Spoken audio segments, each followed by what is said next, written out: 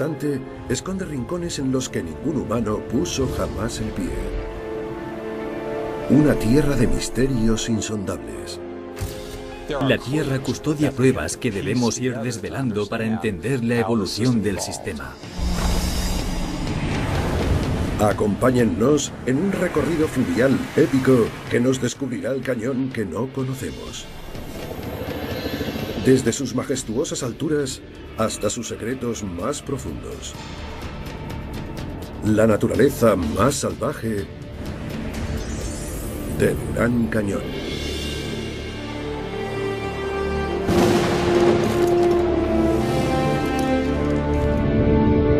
El Gran Cañón.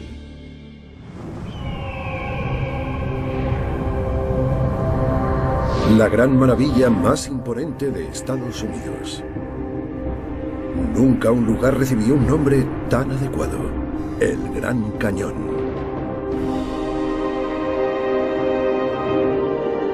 Uno de los escasos accidentes terrestres que pueden divisarse desde el espacio.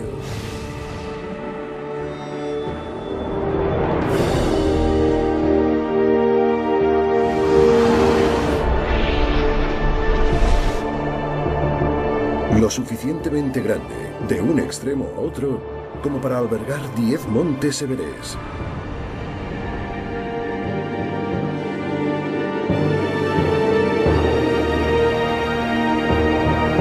Paredes rocosas que caen en acantilados de más de 1500 metros. Casi 5 millones de visitantes al año se asoman al borde de un abismo de 1000 millones de veces su propio tamaño. Unas vistas sobrecogedoras.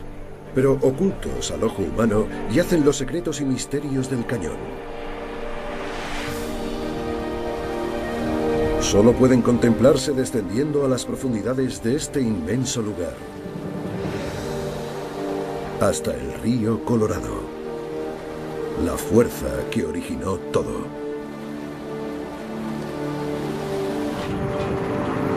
Lee's Ferry, el extremo más oriental del cañón. Una insólita expedición científica ultima los preparativos para su viaje de 2 semanas de descenso por el curso del Colorado. Martha Hahn es la científica jefe. Junto con su equipo, recorrerá todo el trayecto del río.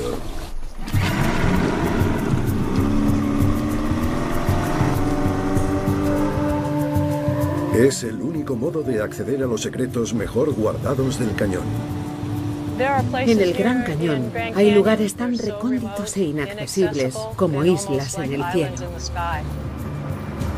Martha se encontrará más adelante con el resto del equipo que envió de avanzadilla. El grupo ya está trabajando en lugares estratégicos del río Colorado. Cada uno tiene su misión. Cada uno tiene un enigma científico que resolver. Entre ellos, el más inescrutable de todos, encomendado al geólogo Carl Bowman. Observar el historial geológico en un lugar como el Gran Cañón es como contemplar las estrellas. Son formidables los lentos procesos que van operando en el relieve a lo largo de períodos increíblemente extensos en el tiempo. Los procesos que dieron forma al cañón siguen maravillando a los científicos. Un río que debía transcurrir en otra dirección. Capas de rocas de edades muy dispares, asentadas unas encima de otras. ¿Podremos resolver alguna vez estos misterios? Cal lleva casi 25 años estudiándolos. Y gracias a ello, ha aprendido mucho sobre la propia formación de la Tierra. A 53 kilómetros de donde empezaron, la expedición se detiene en un punto clave en la línea cronológica geológica del cañón. Este inmenso anfiteatro natural, la Red Wall Cavern, se erige como testimonio del poder del agua. Corrientes inmensas que arrastran la arena suspendida son las causantes de todo esto. Toda esta arena está en suspensión. Araña las paredes, puliéndolas, y arranca la caliza alrededor de la curva del remolino, horadando una Red Wall Cavern cada vez más profunda. Los restos de fósiles de las paredes revelan que el cañón fue, una vez, el fondo del océano. Un extenso campo de plantas acuáticas. Estarían por todas partes, auténticos jardines de plantas en los fondos marinos someros que filtraban el agua del mar para alimentarse. Los fósiles ayudan a establecer con precisión la edad de esta caliza en 340 millones de años. El proceso de fechado es de suma importancia para los geólogos, porque no muy lejos, río abajo, la línea del tiempo se pierde. La expedición se concentra ahora en un lapso temporal de 1000 millones de años que ningún experto ha podido explicar aún.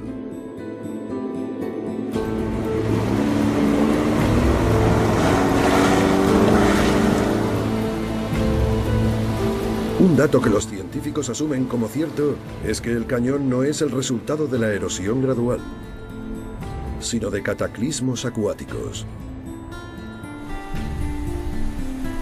que siguen sucediendo. Y prueba de ello son los famosos rápidos del cañón.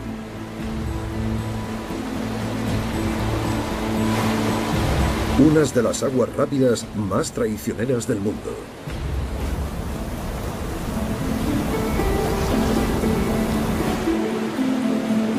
¿A qué se enfrenta exactamente la expedición en este momento? El Gran Cañón posee un rápido importante casi cada 3 kilómetros. El modo por el que se llega a ellos es también testimonio de la propia creación del cañón. La lluvia en el desierto de Arizona llega en forma de intensas y cortas tormentas.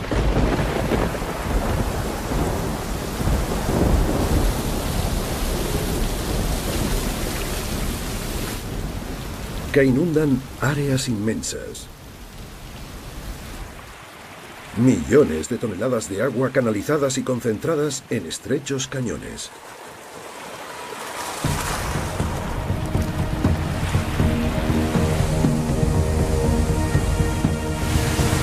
Que vienen a desembocar al Gran Cañón.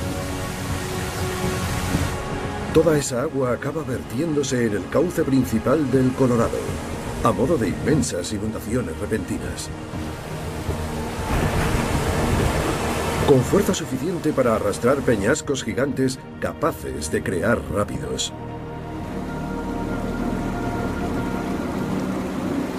Por eso, junto a cada cañón lateral, hay un rápido. Las inundaciones repentinas también contribuyeron a la formación del Gran Cañón en sí mismo. Antes de que el hombre se interpusiera en su camino. La presa Glen Canyon, 24 kilómetros aguas arriba del Gran Cañón, fue construida en los años 60 para producir electricidad. Esta estructura artificial de apenas 40 años de antigüedad ha congelado el viejo cañón en el tiempo, reduciendo drásticamente el caudal del Colorado y su capacidad para seguir erosionando la roca. El cañón nunca será más profundo. Sus rápidos, sin embargo, siguen acusando el efecto de las inundaciones repentinas a través de los cañones laterales.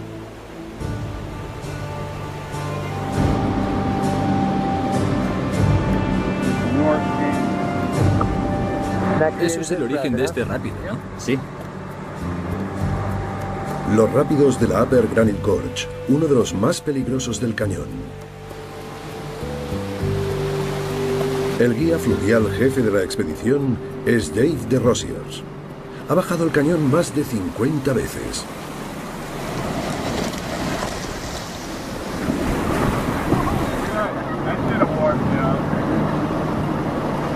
Pero este tramo siempre es complicado.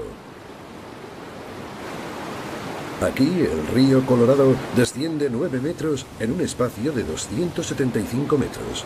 Es un rápido minado de peñas que llegaron hasta aquí arrastradas por alguna inundación repentina.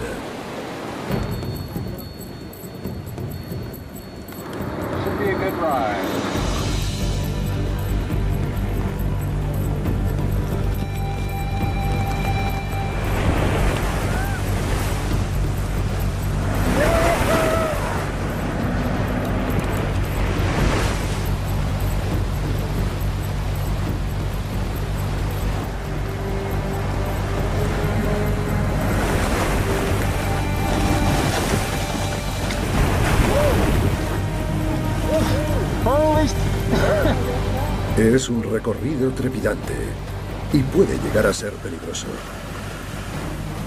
Corrientes circulares, rocas irregulares y agua a una temperatura que baja hasta los 8 grados.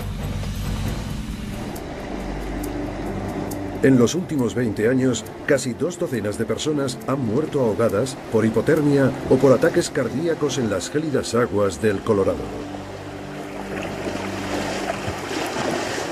El motivo por el que el agua llega a esa temperatura es, una vez más, la estructura artificial construida por el hombre en la cabecera del río. La presa Glen Canyon vierte en el cañón agua procedente de las profundidades del lago. Por eso está tan fría. Por si fuera poco, la presa también ha distorsionado el equilibrio natural de la vida salvaje del cañón. Sobre todo el de un extraño y antiguo pez llamado Gila cifa o carpa jorobada. Confluencia del Colorado con el Little Colorado. El biólogo Brian Clark, del Departamento para la Caza y la Pesca de Arizona, se afana en salvar uno de los peces más amenazados del cañón. La carpa jorobada es una criatura primitiva. Ha sobrevivido prácticamente inalterada durante más de 1 millón de años. Tienen un aspecto milenario. Llevan aquí alrededor de 1 millón de años. Me inspiran un tremendo respeto porque han sobrevivido a los cambios que durante todo este tiempo ha sufrido su entorno. La carpa jorobada es también uno de los peces de agua dulce más longevos del planeta. Algunos individuos alcanzan los 30 años de edad. Si bien en la actualidad la carpa está gravemente amenazada. Se calcula que no quedan más de 6.000 ejemplares. La temperatura del agua es, de nuevo, el motivo por el que la existencia de la carpa pende de un hilo. Los peces necesitan aguas cálidas para reproducirse. El descenso de la temperatura del agua provocado por la presa Glen Canyon ha inducido otro descenso, el de la población de peces, que se han visto obligados a huir a las aguas más someras y cálidas del Little Colorado. Su último bastión para la cría en el cañón. Y ahora se enfrentan a una nueva amenaza, potencialmente catastrófica. Arizona sufre una sequía pertinaz que los científicos asocian con el calentamiento global y que, a su vez, ha provocado un leve aumento de la temperatura del agua en Colorado. No el suficiente como para aliviar a la carpa, pero sí para permitir que uno de sus depredadores, la lubina estriada, no nativa del lugar, vaya ganando terreno río arriba, acercándose a uno de los últimos criaderos que le quedan a la carpa jorobada.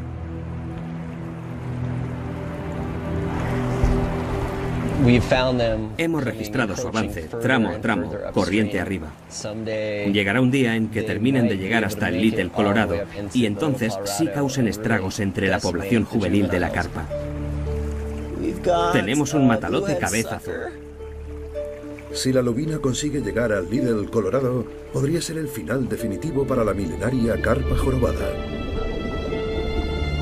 Una prueba más del efecto notorio de nuestras acciones, aún en lugares tan inmensos como el Gran Cañón.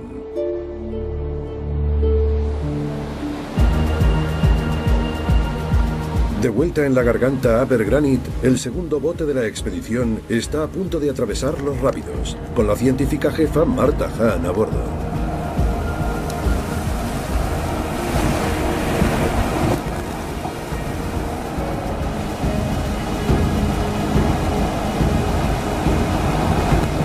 repente, en plena travesía del rápido, la embarcación colisiona fuertemente con una roca sumergida.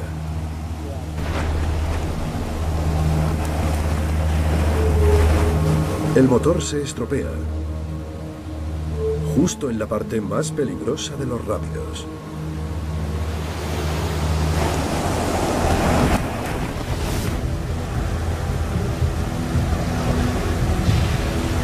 El bote de la expedición se ha vuelto ingobernable después del choque contra la roca. La tripulación se afana en volver a arrancar el motor.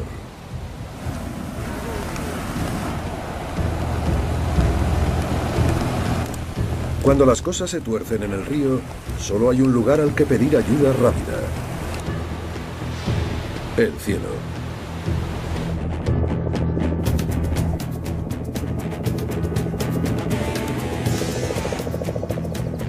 El servicio de helicópteros del Parque Nacional del Gran Cañón y el equipo de rescate permanecen a la espera por si hubiera una nueva emergencia. El ruido que haría cualquier helicóptero podría afectar a las criaturas del cañón. De modo que este artefacto es único. Especialmente diseñado, sin hélice de cola, para hacer de él el helicóptero más silencioso del mundo. Abajo en el río, la urgencia apremia.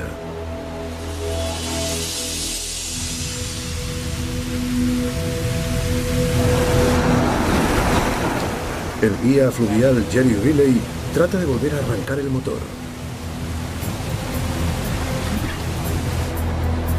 En vano. Entonces, de repente, recobra la vida.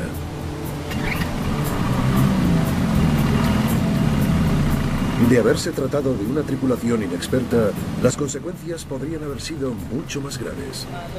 El golpe contra las rocas ha hecho que se pare el motor. La pena es que hemos perdido el control y nos hemos desviado hacia uno de los agujeros más grandes de los lados. Pero menos mal que nos ha escupido.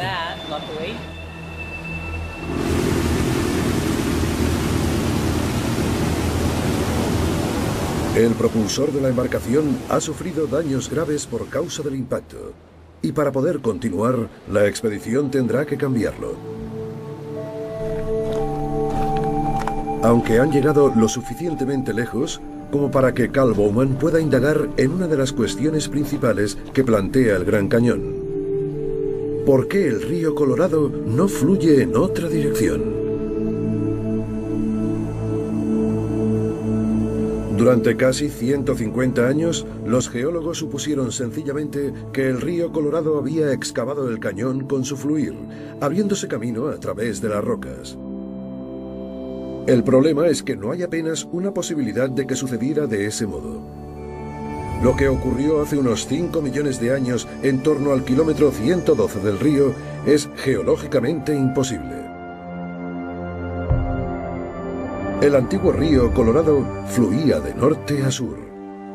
La lógica dice que así debería haber seguido. En cambio, a la altura del kilómetro 105, más o menos, ocurrió una cosa.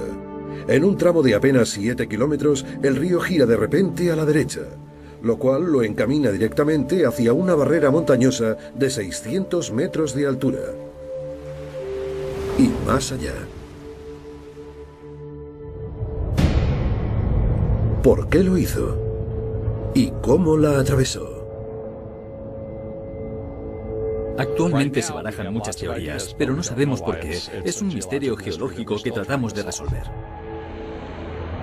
Una explicación podría ser que el río Colorado fluyera originalmente en la dirección opuesta a la actual, y que un cataclismo geológico provocara la inversión del curso.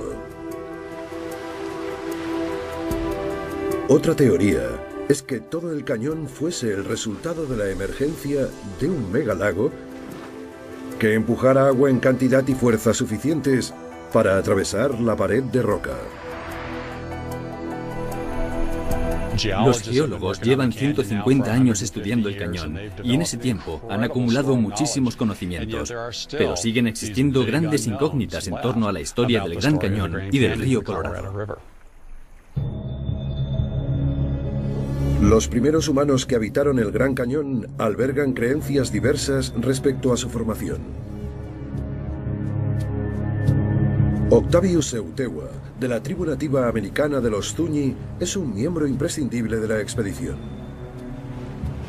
Nuestro pueblo procede del cuarto mundo subterráneo. No podían ver. El Ser Supremo quería que las personas subieran a la superficie y vieran la luz del sol. Así, les enseñó el modo para evolucionar y adoptar forma humana. Cuando emergieron, al principio, tenían manos palmeadas y cola, más parecidos a los lagartos. Octavius ayudará a la expedición a contestar algunas preguntas arqueológicas clave. ¿Acaso los primeros habitantes humanos del Gran Cañón estaban mucho más desarrollados y eran más numerosos de lo que nos imaginamos? ¿Había asentamientos permanentes en el cañón? Estamos trabajando con los servicios del parque. Hemos bajado hasta aquí para ayudar a los arqueólogos a identificar y a obtener más información sobre los asentamientos. La expedición arqueológica ha varado sus embarcaciones un poco más adelante, río abajo. Ahora están excavando en busca de indicios de los primeros nativos americanos que vivieron aquí. ¿Cuántos eran? ¿Cómo subsistían en este lugar tan salvaje y en apariencia inhóspito?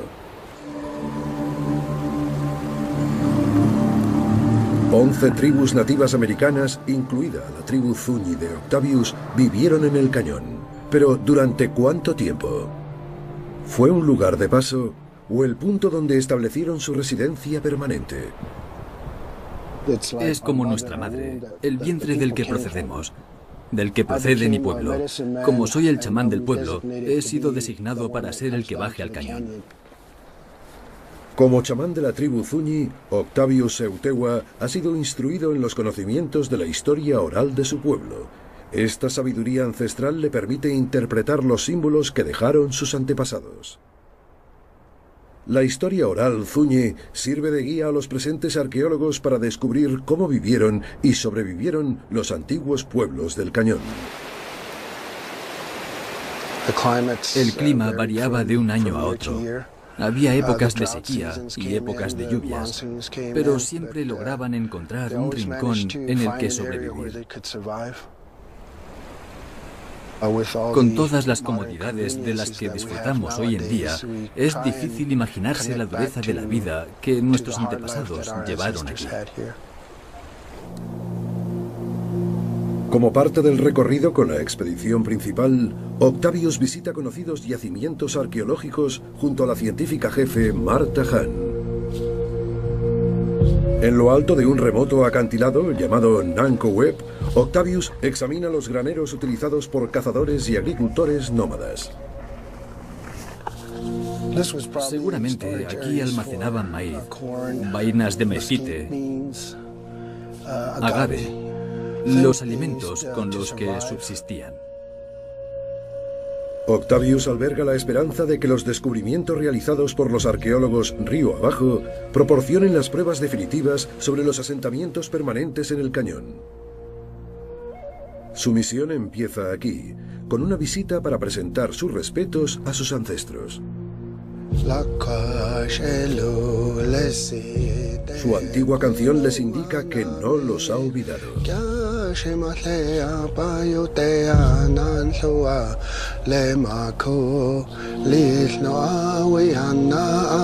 El pueblo de Octavius dejó el cañón hace cientos de años. Ahora, él ha vuelto para preservar su memoria.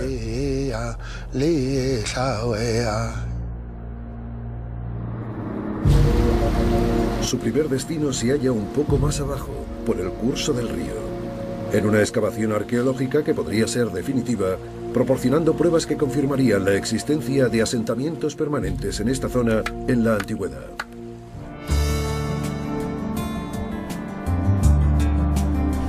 El equipo de la expedición excava en Palisades Creek, en la orilla oriental del Colorado.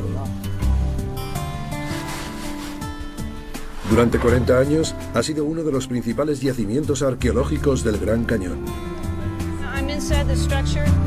La arqueóloga del parque, Lisa Leep, y su equipo buscan indicios que confirmen la presencia de una comunidad humana que viviera aquí todo el año.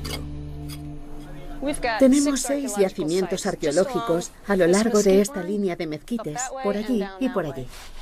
La pregunta arqueológica clave que podría desvelar si esto era un asentamiento permanente podría contestarla un magnífico descubrimiento, una inmensa cámara subterránea. Lisa cree que podría tratarse de una kiva, un espacio empleado por antiguos y modernos nativos americanos para oficiar ceremonias rituales. Solo una comunidad permanente tendría una kiva. Lisa espera que los conocimientos de Octavius sobre ceremonias y los datos sobre la disposición de la kiva confirmen el hallazgo. No hay palabras para describir lo afortunados que somos por poder trabajar codo con las tribus que, por otro lado, se muestran muy dispuestas a ayudarnos. Les decimos lo que vamos encontrando y ellos nos explican qué usos o funciones tenía cada hallazgo. Formamos un equipo estupendo. Existen otras pistas que también sugieren que hubo asentamientos en el cañón, pistas escondidas en la naturaleza viva. A todo arqueólogo le encantaría disponer de una máquina del tiempo para poder viajar al pasado y ver realmente cómo era todo hace 1000 o 2000 años. La arqueóloga jefe, Jan Balsom, explora un oculto cañón lateral llamado Deer Creek. Los botánicos del parque le han hablado de un extraño cultivo de plantas no nativas que crecen justo al otro lado de este cañón lateral. Balsom pasa junto a huellas de manos pintadas hace alrededor de 1000 años, perfectamente conservadas gracias al clima del desierto. Es la prueba de que los humanos pasaron por aquí, pero no de que el asentamiento fuera permanente. Justo al otro lado del cañón, Jan encuentra la evidencia que andaba buscando. Una especie no nativa de cactus llamado ágave, cultivado por los nativos americanos que lo utilizaban como alimento. Sabemos que alguien tuvo que traerlo aquí. No pudo llegar transportado por el viento ni por los pájaros ni nada de eso. Es una de esas plantas que demuestran que por aquí hubo actividad humana hace ya unos 1000 años. Con toda seguridad, las ruinas de las paredes en terraza de las laderas se utilizarían para separar cultivos. Y lo que han encontrado en Palisades podría ser un trofeo arqueológico. Por eso sabemos que esto puede ser algo diferente. La ciencia moderna forma equipo con la sabiduría antigua. Una eficaz herramienta para demostrar la historia humana del cañón. Y luego, la palabra definitiva de Octavius. ¿Cómo llamarías a esto? ¿Un altar o...? Sería la zona donde guardarían todos los utensilios que emplearan, con estanterías alineadas alrededor. Sin duda, es una kiva. No hay duda. El equipo arqueológico ha descubierto una kiva. Es un hallazgo importantísimo. Quizás aquí viviera la primera comunidad permanente que llamara hogar al cañón. Encaja perfectamente con lo que presentía arriba, en Nancowib. Por eso canté la canción, para rogar que aquí hubiera una kiva. Con cada nuevo descubrimiento se añade una pincelada más al lienzo que los científicos tratan de pintar en el Gran Cañón. Y no va a ser lo único que descubran. Los científicos prosiguen su camino río abajo.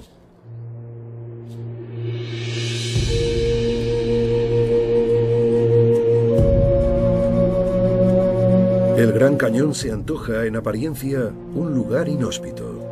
Una inmensa extensión de roca árida y escarpados acantilados.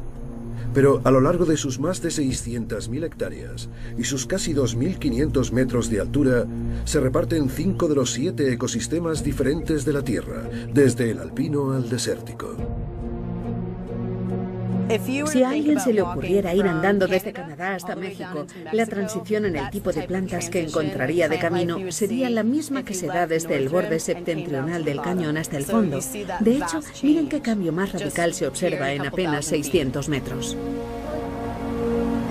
Entre estos dos extremos se mueven los equipos botánicos de la expedición.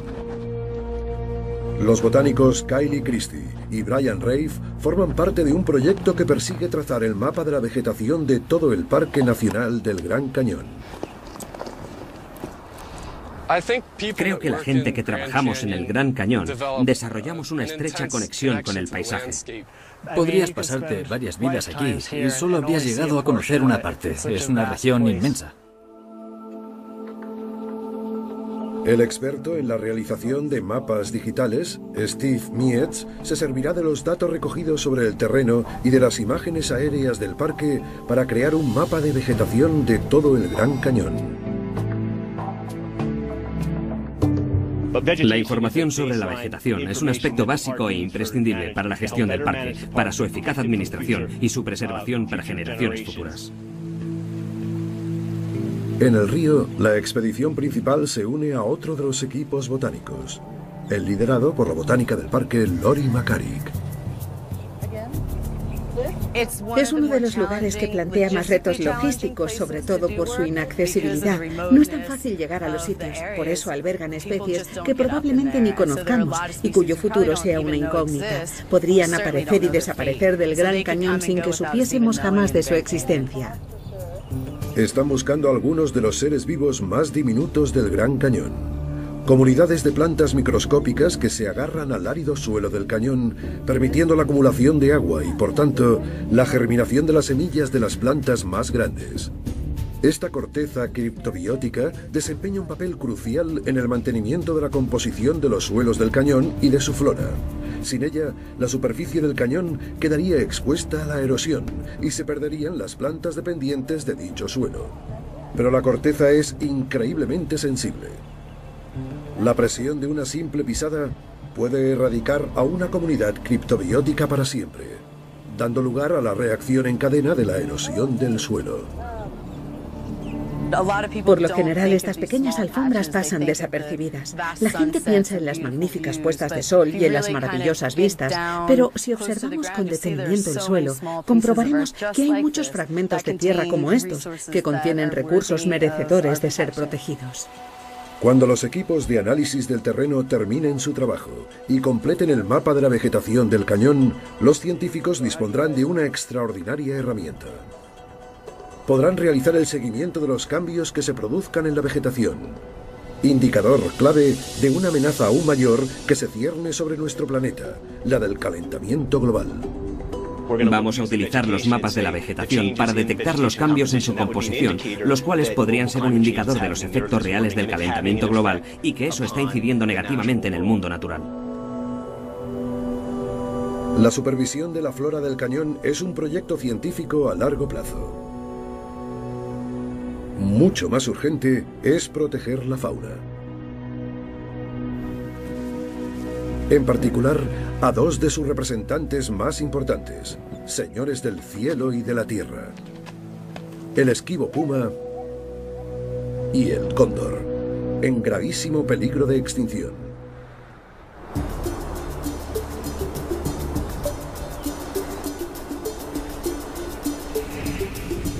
Hoy, el equipo de biólogos de la fauna salvaje del parque sigue a un puma en su recorrido por una zona próxima al cañón.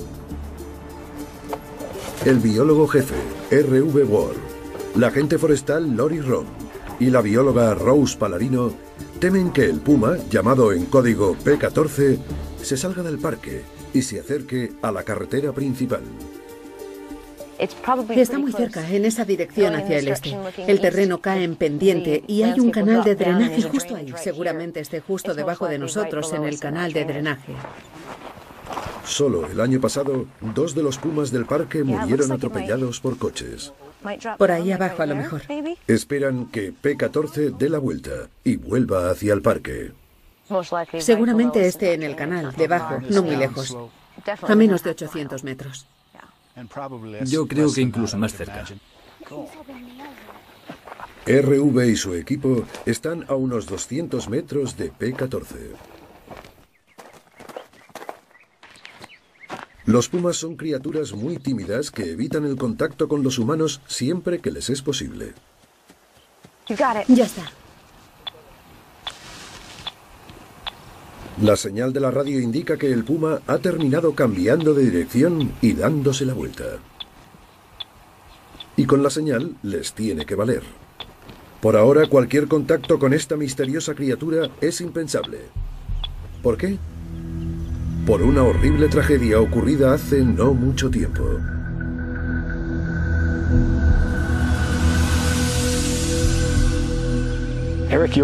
Eric York era el biólogo de mi equipo para los animales carnívoros salvajes, uno de los mejores biólogos con los que he trabajado nunca. Era amigo mío. Finales de octubre de 2007. Eric York recibe una señal de defunción emitida por el radio collar de una hembra de puma llamada P13. Eric siguió el rastro del animal y encontró a P13 muerta y quiso saber qué la había matado.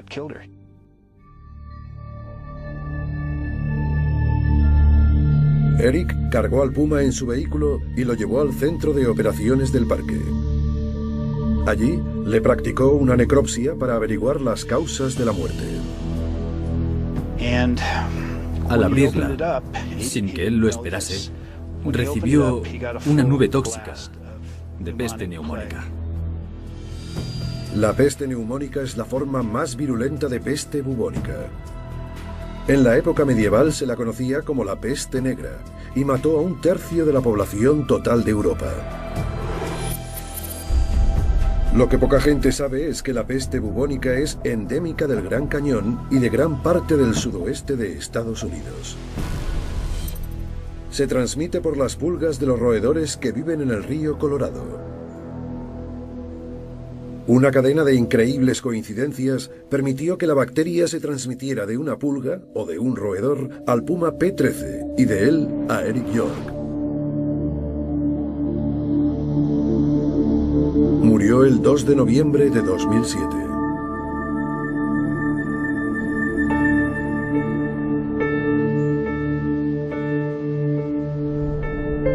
La muerte de Eric York fue producto de una posibilidad entre 1 millón.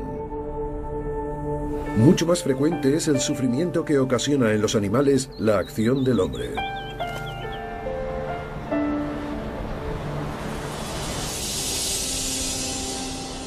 Incluso aquellos que pasan la mayoría del tiempo planeando gracias a las corrientes aéreas, sobrevolando el cañón. El cóndor de California es una de las aves más amenazadas del mundo. Vive única y exclusivamente en la región suroccidental de América del Norte. Y arriba, en el borde del cañón, un científico cree haber contestado por fin a una de las preguntas que más quebraderos de cabeza causaba a los expertos. ¿Qué ha provocado la práctica extinción del cóndor? Es una de las aves más grandes y longevas que existen. Pero apenas quedan 300 ejemplares en toda la Tierra y de ellos, solo 150 en libertad. El cañón es uno de sus últimos bastiones, pero ¿por cuánto tiempo?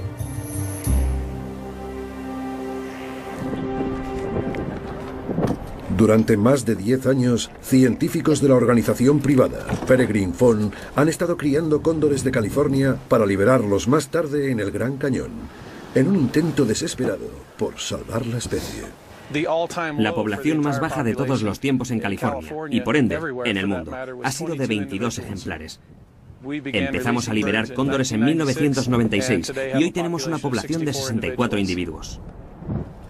El biólogo Chris Parrish lidera un equipo que supervisa constantemente los cóndores del cañón.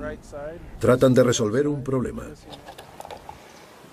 Los cóndores siguen muriendo misteriosamente y siguen en grave peligro de extinción. Ayúdame a sujetarle las garras. Mediante constantes análisis de sangre realizados en los últimos 8 años, Chris ha determinado que la causa de muerte más común del cóndor es la intoxicación por plomo. Pero, ¿de dónde procede ese plomo? La fuente era una incógnita, pero los síntomas inconfundibles. El sistema digestivo se les paraliza. Ellos siguen comiendo porque, claro, hambre tienen, pero el intestino no les funciona. Normalmente mueren de infección secundaria como resultado de la acumulación de carne podrida en el sistema digestivo, que se les paraliza completamente. La mayoría de los cóndores morían después de la temporada de caza en las zonas que bordeaban el Gran Cañón.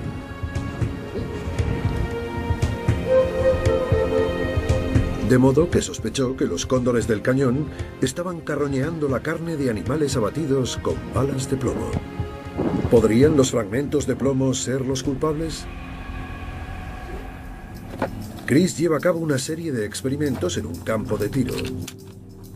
Dispara balas normales de plomo contra un cubo lleno de botellas de agua.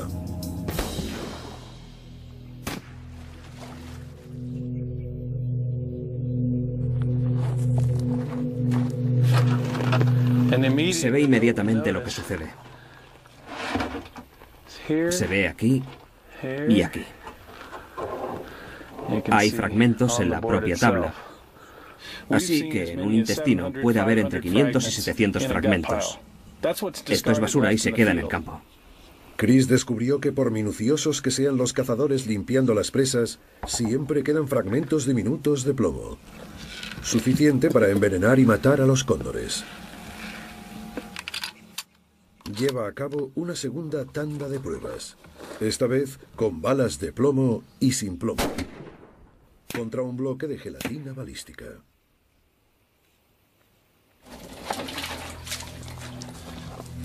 Aquí vemos dos trayectorias.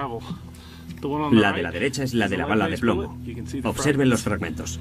Y la de la izquierda, la de la bala sin plomo, que atraviesa limpiamente el bloque. La bala de plomo deja un rastro de cientos de fragmentos desperdigados por el gel balístico, mientras que la libre de plomo permanece intacta, es decir, fácil de retirar de cualquier trofeo e inocua para los cóndores. Ahora le toca a Chris convencer a los cazadores para que utilicen munición libre de plomo. Nuestra iniciativa ha tenido mucho éxito entre los cazadores. Han acogido muy bien la propuesta y se observa un aumento en el uso de munición sin plomo que no se fragmenta. El caso del cóndor demuestra lo inconscientes que somos a veces los humanos y de los devastadores resultados que puede acarrear la más mínima de nuestras interacciones con la naturaleza. Tenemos la oportunidad de esforzarnos, gracias a la ciencia y a la investigación, para evitar que se sigan perdiendo especies por la única causa de nuestra ignorancia. Pero tan pronto se resuelve un problema, surge otro. En el centro de supervisión, Chris y su equipo detectan de repente algo raro en el saliente de más abajo. No me da buena espina. Un cóndor ha muerto.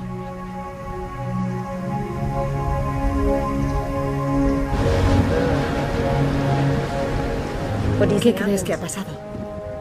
No lo sé, la última vez fue el plomo. Es una pérdida irreparable. Tienen que averiguar la causa.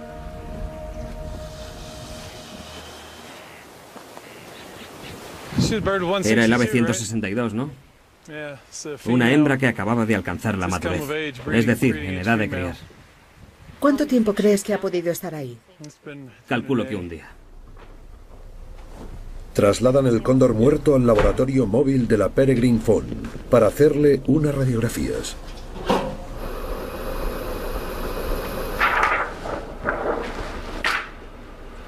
Oh, no.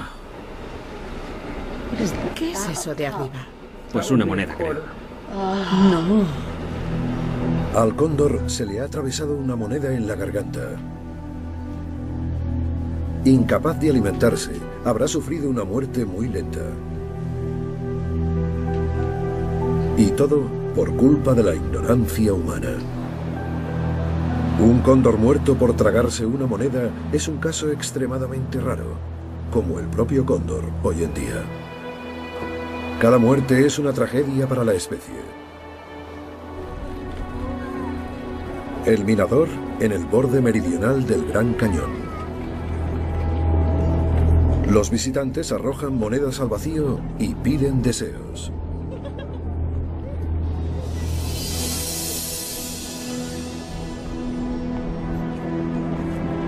Es una triste demostración del poder del ser humano para ejercer impacto en un lugar, incluso si es tan inmenso como el Gran Cañón.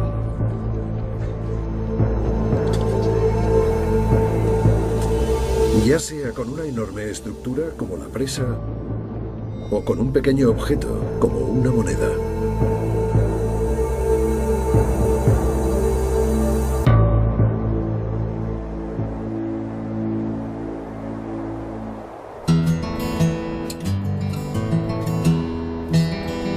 La expedición principal se encuentra en lo más profundo del cañón.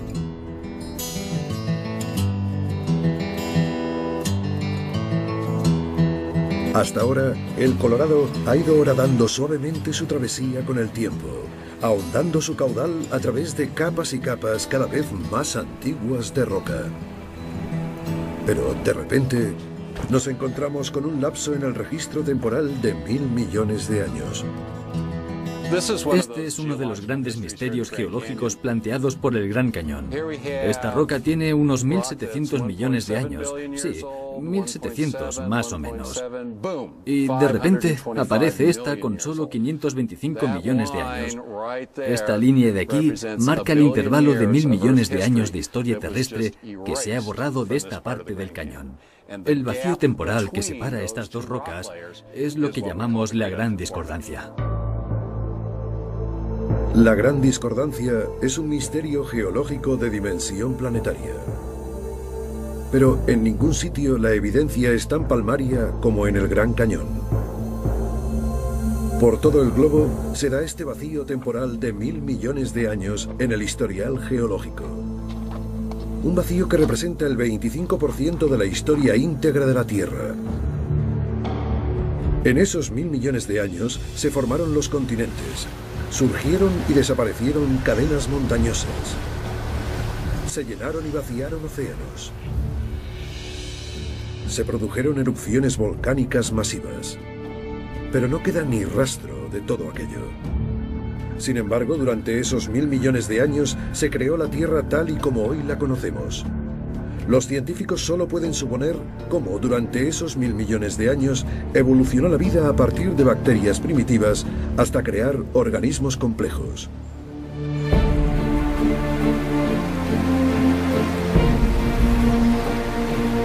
La expedición ha venido a buscar respuestas. Pero las preguntas suscitadas por la Gran Discordancia siguen fuera del alcance de lo que los humanos podemos contestar. 2 semanas. 445 kilómetros. Una odisea científica única que toca a su fin.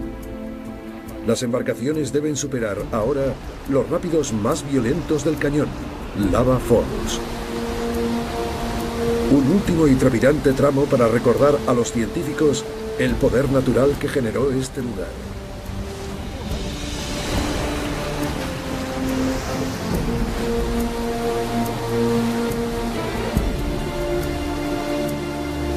Después del Lava Falls, habrán superado todos los rápidos. Las enormes paredes se van retirando. Los páramos del gran desierto de Arizona vuelven a invadir el paisaje. Ha sido una travesía épica a lo largo de uno de los accidentes más enigmáticos y sorprendentes del planeta. Es mucho lo que han aprendido. Cómo se asentaron y sobrevivieron los primeros habitantes de este lugar salvaje. El papel vital que los humanos desempeñamos en el entorno natural del cañón. Cómo las plantas pueden advertirnos sobre los peligros inminentes del clima. Sin embargo, el cañón sigue guardando para sí algunos de sus más ocultos secretos, y quizá lo haga para siempre. Custodiado por antiguas rocas, por la inmensidad del tiempo. Puede que jamás logremos comprender del todo su pasado. Sin embargo, su futuro está en nuestras manos. A pesar de lo diminuto que el ser humano se antoja ante tanta majestuosidad, somos sus únicos guardianes.